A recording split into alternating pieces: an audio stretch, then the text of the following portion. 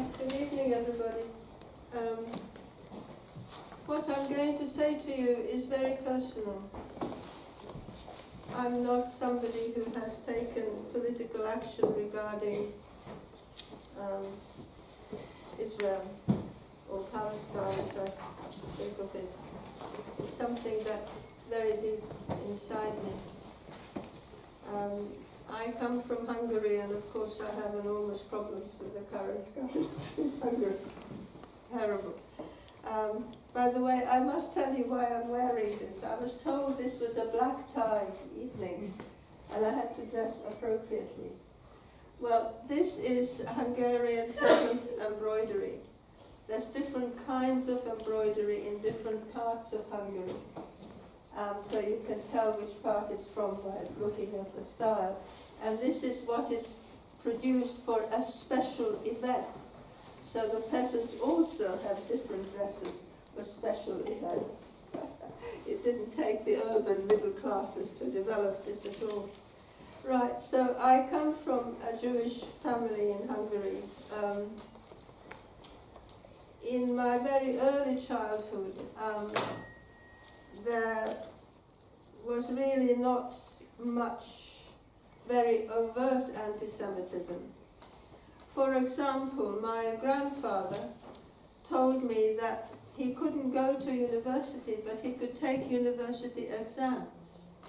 And he told me about walking up and down in front of the university building before taking his exams and wondering, did I read all the right books? Am I going to do all right? Well, he did do all right. And currently, in fact, a university is working on writing a biography of him because he became an engineer designing machinery and has made an enormous contribution to Hungary as a Jew. There's no problem. Most of us, I don't know about working class Jews or upper class Jews, there must have been some. Us middle class Jews, we live, if you weren't Orthodox, you lived scattered around Budapest. And I had neighbours, and I was no different from the neighbours.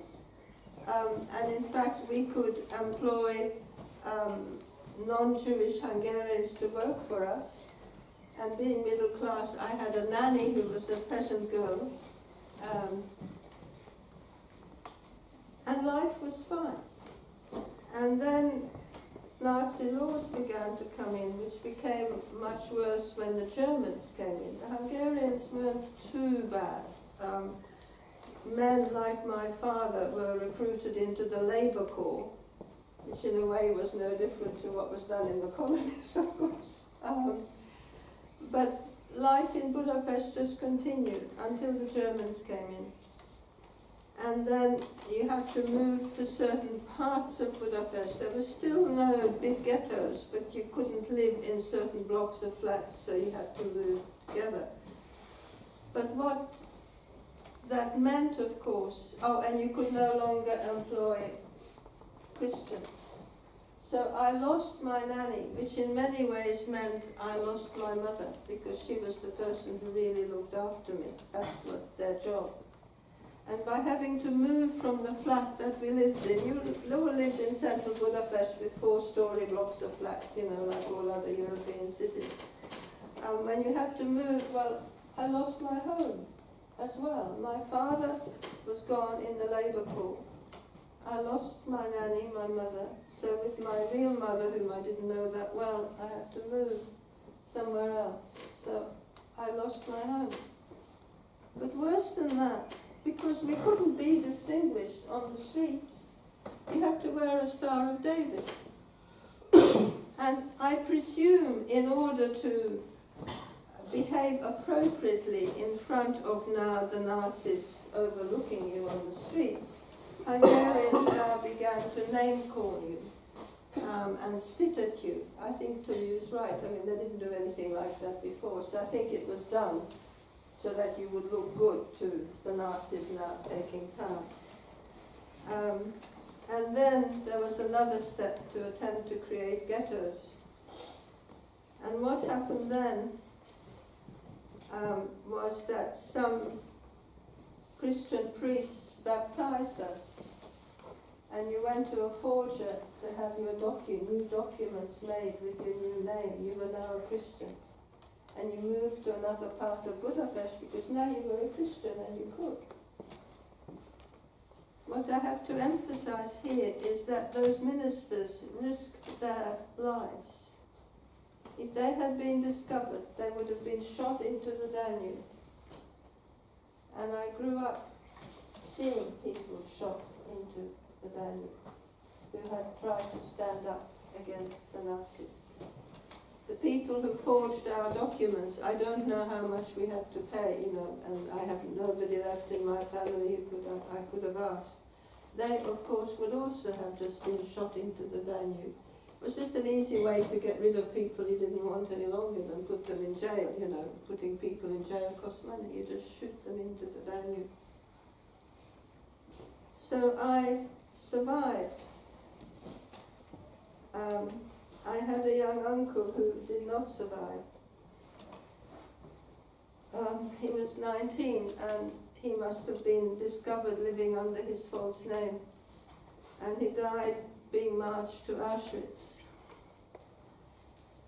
And I must tell you, because in a way these emotions to me make me feel what I think Palestinians must feel like. We know where my young uncle died. He was 19. And many died in that area. I think they must have been gathered together to march across the border into Austria. And my granddaughter, who is writing a book about some of this history, went to try to find his grave and couldn't find it, and she thought maybe it was because her Hungarian wasn't good enough, so I've been back.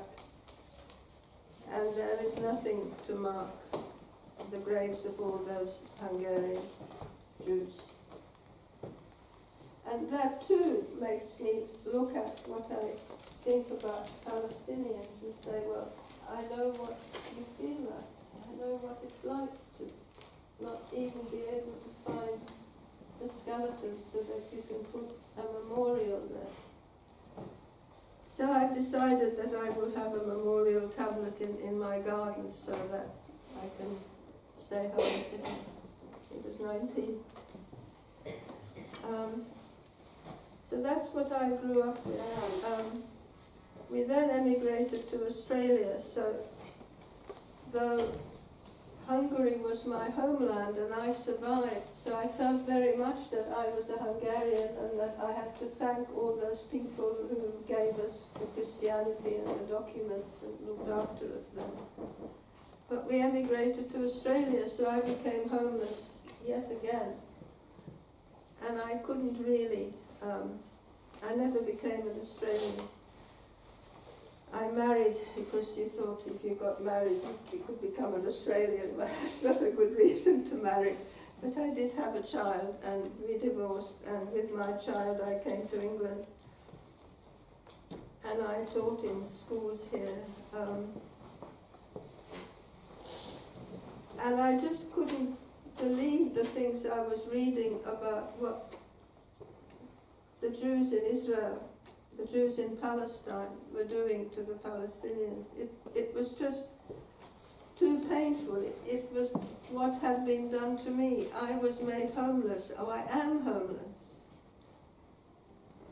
How can you Jews go there and just push the people away who were living there? When I began to find enough strength to read about some of this, I discovered that there were roughly 700,000 Palestinians living there.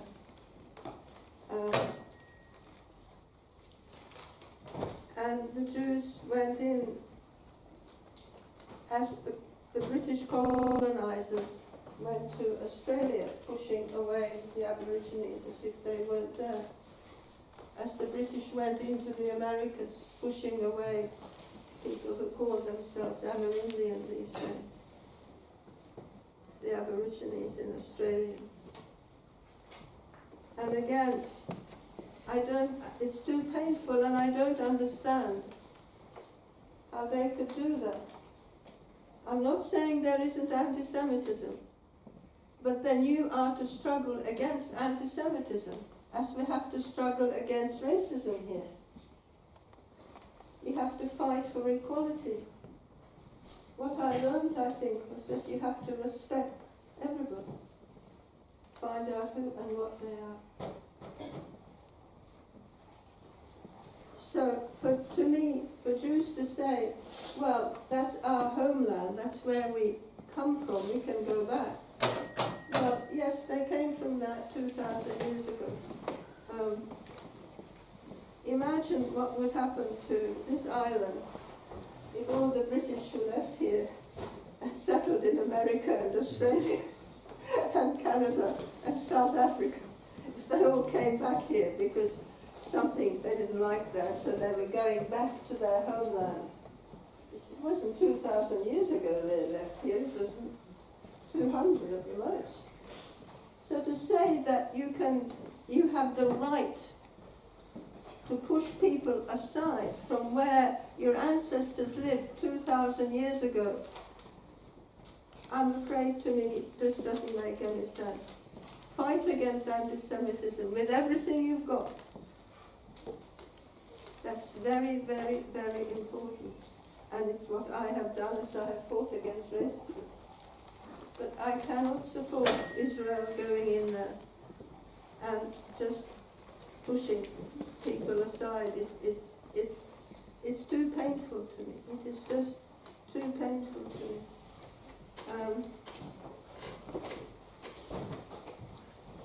And I want to just finish up by reading something to you that I discovered, because every now and then I try to read something and then it becomes again too painful and I just have to leave it, I just break aside inside me. But I thought I ought to look at the Balfour Declaration, so I did. And it's not just about restoring a homeland. There's a clause there which says, the Declaration states, His Majesty's government view with favour the establishment in Palestine of a national home for the Jewish people, and will use their best endeavours to facilitate the achievement of this object, it being clearly understood that nothing shall be done which may prejudice the civil and religious rights of existing non-Jewish communities in Palestine. So that is part of the Balfour Declaration and has been wiped away and is not recognized. I think there's many questions we have to ask about why that declaration was written, 1,000 questions. But to me, that clause has been absolutely ignored, which says homeland, yes, but you have to recognize the rights of people there. It says something to me about the West and how we behave, which to some extent is brought together by the very phraseology, the Middle East. The Middle East to whom, for goodness sake? It's not the Middle East to the Iranian people, or to the Iraqi people, or to the Lebanese. It's the Middle East to the Westerners. But we just label a part of the world like that, and that's what it's called. And that also tells me something about notions of European superiority. Thank you all very much.